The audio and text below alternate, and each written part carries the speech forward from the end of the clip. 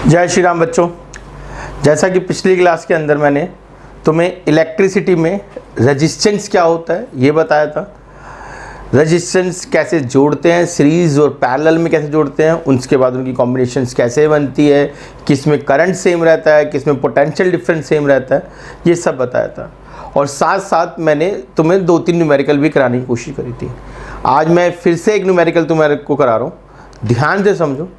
और जो मेरे साथ इस चैनल पर वो बच्चे जुड़े हुए हैं जो 11-12 की मुझसे तैयारी कर रहे हैं केमिस्ट्री की, तो उन बच्चों से भी ये रिक्वेस्ट है कि जो भी तुम्हारे जूनियर्स हैं, तुम्हारे छोटे भाई बहन हैं, 10th लेवल के हैं, उनको भी तुम ये चैनल सब्सक्राइब करवा सकते हो, क्योंकि इस चैनल पे मैं 10th से रिलेटेड भी काफ़ी वीडियो डाल रहा हूँ। तो आज हम जो पढ़ रहे हैं वो इलेक्ट्रिक रेजिस्टेंस का एक छोटा सा न्यूमेरिकल करने की कोशिश कर रहे हैं। इस न्यूमेरिकल में मैंने कोशिश करी है कि सब कुछ कवर कर लूँ मैं। ध्यान से समझने की कोशिश करो न्यूमेरिकल क्या है। एक 6 वोल्ट की बैटरी है, उससे 4 रेजिस्टेंस लगे हुए हैं, R1, R2, R3, R4। अब जिन्होंने ये क्लास पहले अटेंड कर रखी है, इस तरह की क्लास अटेंड कर रखी है, उनको पता है कि R1 और R2 पैरेलल में है। और अगर तुम्हें ये वाली इस चीज़ में कोई दिक्कत है कि कौन सीरीज़ में है कौन पैरेलल में है, तो मेरी एक रिक्वेस्ट है तुमसे, इसी सीरीज़ की एक पहले वीडियो पड़ी हुई है हमारे चैनल पे, एक क्लास है, वो तकरीबन 55 मिनट की क्लास है, लेकिन वो क्लास एक परफेक्ट क्लास है 10th लेवल पे इलेक्ट्रिक रेजिस्टेंस को समझने के लिए, सीरीज और पैरेलल को समझने के लिए। उस क्लास को कम से कम 2-3 बार देख लो, उसके बाद तुम्हें ये सब चीज़ें बहुत आसान लगेंगी। R1 और R2 क्या है? R1 और R2 पैरेलल में लगाया गया है। अब हमें देख के लगता है कि R2 और R3 भी पैरेलल में है, R2 और R4 भी पैरेलल में है, लेकिन जिनको पता है उनको ये पता लगा होगा, उन्होंने देख लिया होगा कि R2 R3 और के पैरेलल में नहीं है, R2 R4 के पैरेलल में नहीं है, R3 और R4 को मिला के एक सिंगल रेजिस्टेंस बनेगा।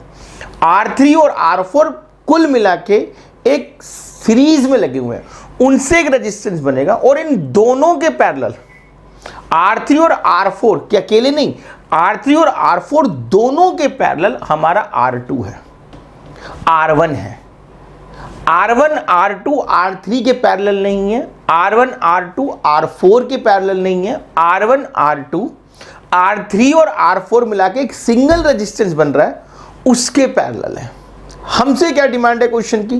क्वेश्चन हमें कहता है भैया कि टोटल करंट निकाल दो, कि टोटल करंट कितना होगा, इसमें टोटल रेजिस्टेंस बताओ कितना होगा, I1 कितना होगा, R1 में मतलब इस तरह क्या कितना करंट होगा, R2 में कितना करंट होगा, ठीक है, R3 में कितना करंट होगा, R4 में कितना करंट होगा, ये सब पूछा गया। और फिर पूछा गया V3 मतलब वोल्टेज अक्रॉस R3, यहाँ पर कितनी वोल्टेज होगी और वोल्टेज यहाँ पर कितनी होगी। मैं एक एक स्टेप कर रहा हूँ क्वेश्चन का, ठीक है। क्वेश्चन मैंने तो सारे के सारे केसेस ले लिए कि इसमें ये सब पूछा जा सकता है। जब तुम्हें 10th बोर्ड में जब तुम क्वेश्चंस कर रहे होंगे, स्कूल के जब तुम्हारे एग्जामिनेशन में, यूटीज में जो तुम्हारे क्वेश्चंस आएंगे, उनमें से कुछ भी 2-3 चीज़ें पूछी जाएंगी, सब कुछ नहीं पूछा जाएगा, कोई 2-3 चीज़ें पूछी जाएंगी। मैं सारा कवर कर रहा हूँ ताकि एक बड़ा न्यूमेरिकल और उसमें हम सारे की सारी कर ले, उसके बाद सिर्फ हमारी प्रैक्टिस बचे। ध्यान से देखो, तो सबसे पहले तो भाई एक बात ध्यान समझ लो कि हम टोटल रेजिस्टेंस ही निकालते हैं हमेशा। लास्ट टाइम भी मैंने 3-4 न्यूमेरिकल कराए थे, टोटल रेजिस्टेंस ही निकालने को कहा था मैंने। तो टोटल रेजिस्टेंस निकालेंगे, कैसे निकालेंगे टोटल रेजिस्टेंस? तो टोटल रेजिस्टेंस निकालने के लिए मैं बता ही चुका हूँ, R1 R2 R3 और R4 मिला के पैरेलल पे है, ठीक है, R3 और R4 के मिला के पैरेलल पे है। तो सबसे पहले क्या करो, R3 और R4 को ऐड करके ना एक नया रेजिस्टेंस बनेगा, क्या, उसे R5 मान लेते हैं 2 मिनट के लिए, क्योंकि ये दोनों पहले क्या है, सीरीज में। सबसे पहले इन दोनों को अटैच कर लो, तो R5 क्या होगा, 1 + 1 ओम, तो R5 हो जाएगा 2 ओम। अब ये फिगर ऐसी दिखाई देनी चाहिए, अब ये फिगर तुम्हें ऐसी दिखाई देनी चाहिए, R1 है, R2 है, और ये R3 और R4 मिला के R5 है, और ये 6 वोल्ट की बैटरी से लगा हुआ है।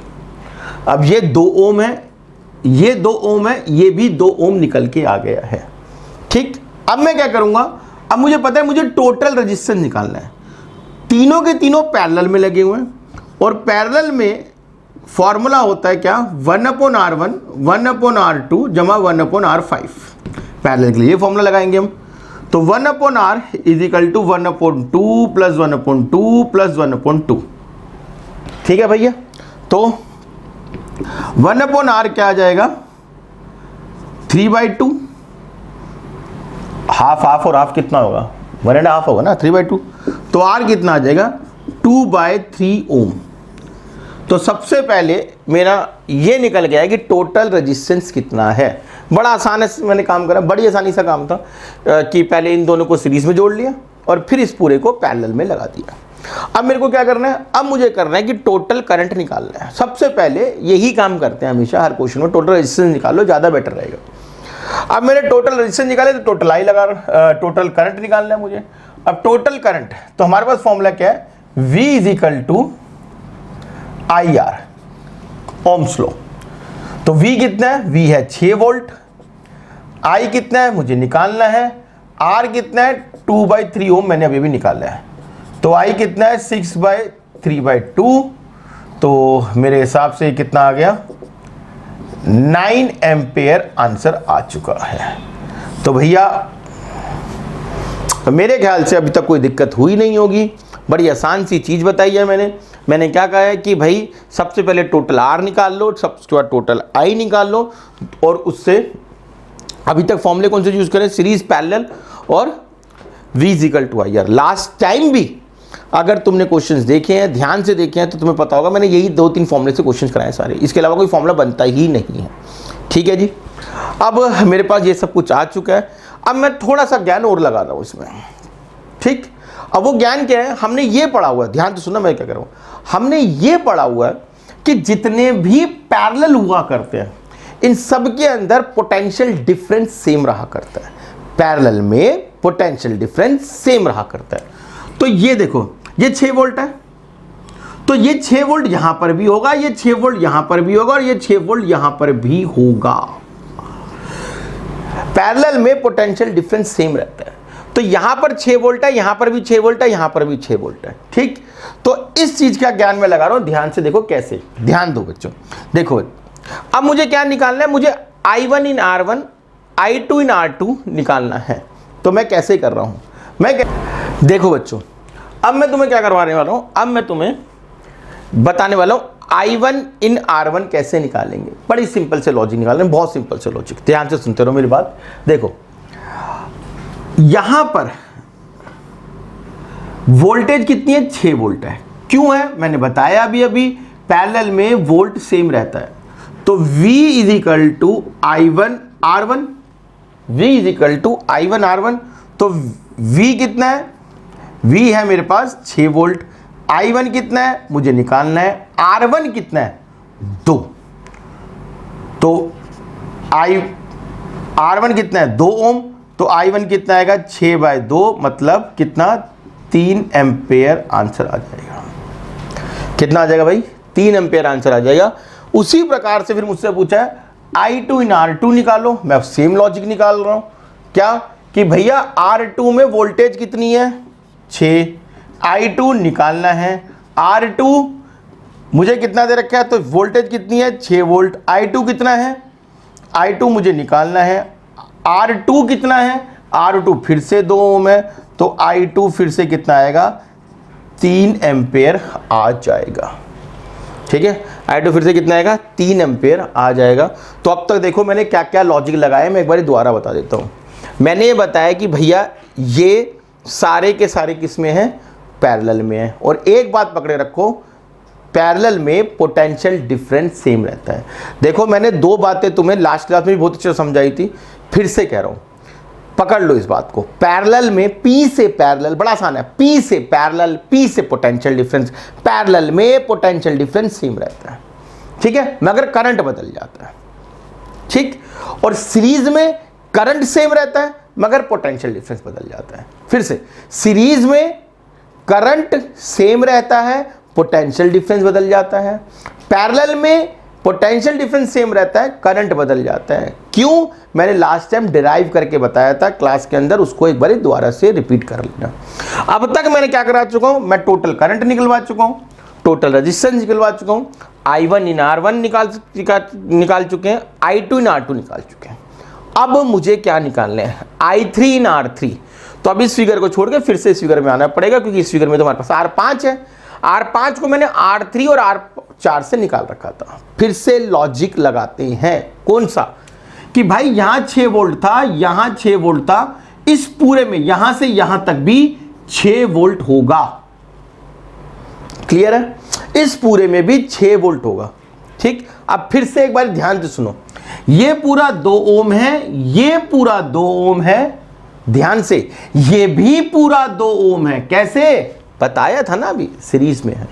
तो यहां पर 6 वोल्ट 2 ओम, तो कितना एम्पेयर आ गया था, 3 एम्पेयर आया था। यहां पर 6 वोल्ट 2 ओम, कितना एम्पेयर आया था, 3 एम्पेयर आया था। तो यहां पर भी 6 वोल्ट 3 ओम, कितना एम्पेयर आएगा, यहां पर भी 3 एम्पेयर आएगा। एक बात। दूसरी बात, ये दोनों सीरीज में है, तो जो 3 एम्पेयर यहां होगा वही 3 एम्पेयर यहां तक जाएगा, मतलब ये पूरे में ही 3 एम्पेयर होगा। यहां पर I3 कितना होगा, 3 एम्पेयर ही होगा, और यहां पर I4 कितना होगा, 3 एम्पेयर ही होगा। क्यों? सीरीज में है, जो करंट यहां होगा वही करंट यहां पहुंचेगा। तो मेरे पास I3 और I4 तो मैंने लॉजिक से ही निकाल दिया, कैलकुलेशन की मुझे जरूरत भी नहीं है। अब बचा है V3 और V4 निकालना। पता लग गया होगा मैं क्या करने वाला हूं। क्यों भैया, मेरे पास उसके अलावा कोई तरीका ही नहीं ना, और कोई फॉर्मूला ही नहीं मेरे पास। या तो V = IR लगा दो, या सीरीज पैरेलल लगाते रहो। अब मुझे V3 इन R3 निकालना है, तो ये लो, खत्म हो गया ना। यहां कर लेते हैं V3 इन R3। तो V3 क्या है, V3 = I3 R3। I3 की वैल्यू पता है, R3 की वैल्यू पता है, V3 आ जाएगा। उसी प्रकार से V4 इन R4, सब कुछ पता है हमें। I4 की वैल्यू पता है, R4 की वैल्यू पता है, तो V4 भी आ जाएगा। तो देखो बच्चों, इसी तरह के कॉम्बिनेशंस हैं तुम्हारे 10th क्लास में। कुछ को सीरीज में जोड़ा जाएगा, कुछ को पैरेलल में जोड़ा जाएगा। तुम्हें सीरीज और पैरेलल के रेजिस्टेंस निकालने आने चाहिए, बड़ा आसान है। तुम्हारे कोर्स में कुछ ज़्यादा लंबे चौड़े क्वेश्चंस हैं नहीं 10th में। और उसके बाद सिंपल सी बात है, बस तुम्हें एक ही बात याद रखनी, जो पूरे क्लास की सबसे इंपॉर्टेंट बात थी, P से पोटेंशियल डिफरेंस, P से पैरेलल। पोटेंशियल डिफरेंस सेम रहता है, पैरेलल में करंट बदल जाता है, और सीरीज में करंट सेम रहता है, पोटेंशियल डिफरेंस बदल जाता है। इसी प्रकार के और न्यूमेरिकल्स के लिए 10th लेवल पे, इसी प्रकार के और टॉपिक्स के लिए 10th लेवल पे अगर तुम करना चाहते हो तो जल्दी से चैनल को सब्सक्राइब कर लो, और अपने कम से कम 5-10 स्कूलमेट्स, क्लासमेट्स को, अपने बैचमेट्स को चैनल्स को शेयर कर दो। तुम जितना शेयर करोगे, सब्सक्राइब करोगे, उतना हमको मोटिवेशन मिलता है कि हाँ, हमें कोई देख रहा है, हमें और अच्छी क्लासेस बनानी है तुम्हारे लिए, और अच्छे न्यूमेरिकल्स कराने, और अच्छे कंसेप्ट कराने। मैं पहले ही बोल चुका हूँ, जितने भी 11वीं 12वीं के बच्चे, हमारे JEE IIT के बच्चे हमसे जुड़े हुए हैं, तुम सबको पता है बेटा, 10th एक बहुत इंपॉर्टेंट क्लास है, यहाँ पे बेस बनना स्टार्ट हो जाता है। तो तुम्हारे जितने भी जूनियर्स हैं, जितने भी छोटे भाई बहन हैं, उनको भी चैनल शेयर कर दो, उनको भी ये चैनल सब्सक्राइब करने के लिए बात करो। ठीक है बच्चों, फिर मिलेंगे और क्लासेस के साथ। जय श्री राम।